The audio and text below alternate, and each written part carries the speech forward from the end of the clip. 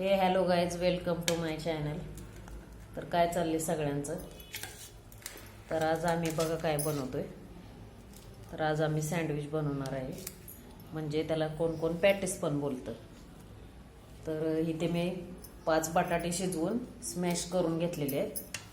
इथे बेसन पीठ घेतलेलं आहे आणि याच्यामध्ये हळद टाकणार आहे आणि चवीप्रमाणे मीठ टाकणार आहे. तर हे सगळं मिक्स करून घ्यायचं. तर मिक्स केल्यानंतर दाखवते तुम्हाला. तर हे बघा अशा पद्धतीने मिक्स करायचं आहे. अजून मिक्स नाही झालेलं. तर बघा इथे मी हिरव्या मिरच्या घेतल्या आहेत 4 ते 5. इथे आलं किसून घेतलेलं आहे, लसूण टाकलेलं आहे आणि अख्खे धने पण टाकायचे. म्हणजे ते मध्ये मध्ये ज्यावेळेस आपण चावून खातो त्यावेळेस दाताखाली सापडतं आणि टेस्ट पण खूप छान लागते त्याची.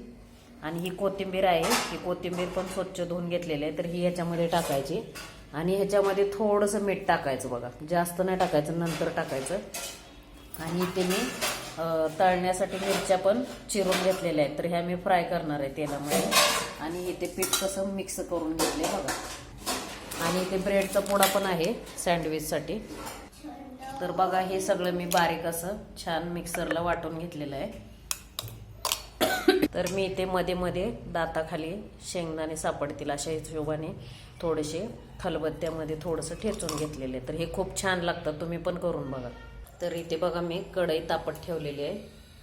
तर ह्या कढईमध्ये मी थोडंसं तेल टाकून घेणार आहे पहिल्यांदा. थोडंसं ते भाजी मिक्स करण्यासाठी, ते मसाला वाटलेला तो मिक्स करण्यासाठी. हा बघा मी कढीपत्ता टाकलेला आहे. बारीक गॅस आहे, बघू शकता तुम्ही. इथे मोहरी टाकायची. मोहरी थोडीशी जास्त टाकायची आणि जिरे कमी टाकायचे. चवीपुरते टाकायचे, जास्त नाही टाकायचे जिरे. तर छान असं मी हे सगळं ह्याच्यामध्ये टाकलेलं आहे. लाईटमुळे तुम्हाला व्हिडिओ क्लिअर दिसत नाही. तुम्ही बघू शकता. तुम्ही छान असं भाजून घ्यायचं 4 ते 5 मिनिटं.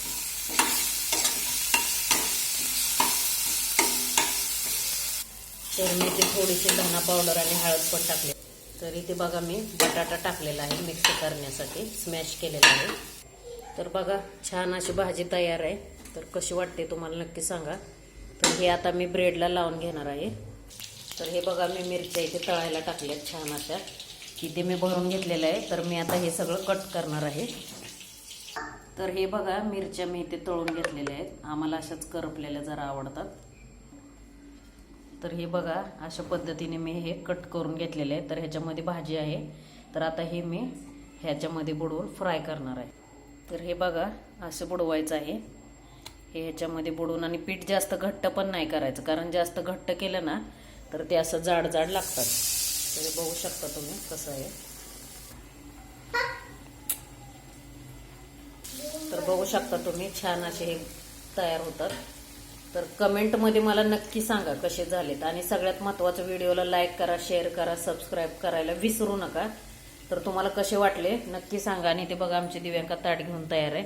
तर तुम्ही म्हणाल की रोज रोज हेच ताट असतं का. तर आमची दिव्यांका जेवत नव्हती त्यामुळे आम्ही हे ताट घेतलेलं. तर तुम्हाला कसं वाटतंय नक्की सांगा. दिव्यांका कसं वाटतंय. छान वाटतंय.